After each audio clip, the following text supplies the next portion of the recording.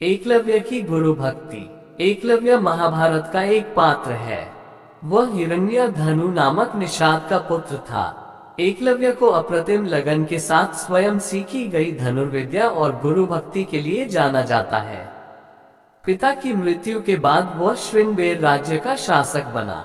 अमात्य परिषद की मंत्रणा से उसने न केवल अपने राज्य का संचालन करता है, बल्कि निषाद भीलों की एक सशक्त सेना और नौसेना गठित करके अपने राज्य की सीमाओं का विस्तार किया।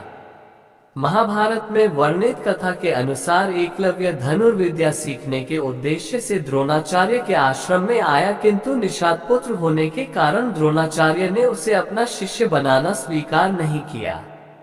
निराश होकर एकलव्य वन में चला गया। उसने द्रोणाचार्य की एक मूर्ति बनाई और उस मूर्ति को गुरु मानकर धनुर्विद्या का अभ्यास करने लगा। एकाग्रचित्त से साधना करते हुए अल्पकाल में ही वह धनुर्विद्या में अत्यंत निपुण हो गया। एक दिन पांडव तथा कौरव राजकुमार गुरु द्रोण के साथ आखिर के लिए उसी वन में गए जहां पर एकलव्य आश्रम बनाकर धनुर्विद्या का अभ्यास कर रहा था।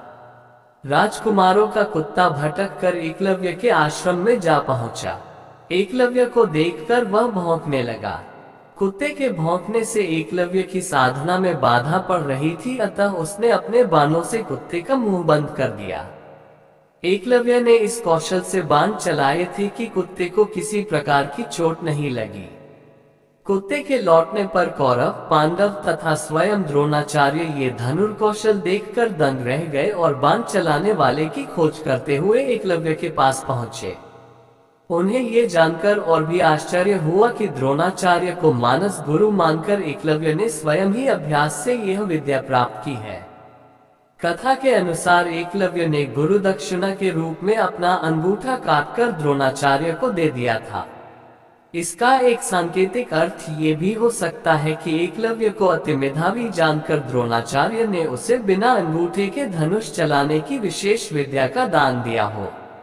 कहते हैं कि अंगूठा कट जाने के बाद एकलव्य ने तर्जनी और मध्यमा अंगुली का प्रयोग कर तीर चलाने लगा।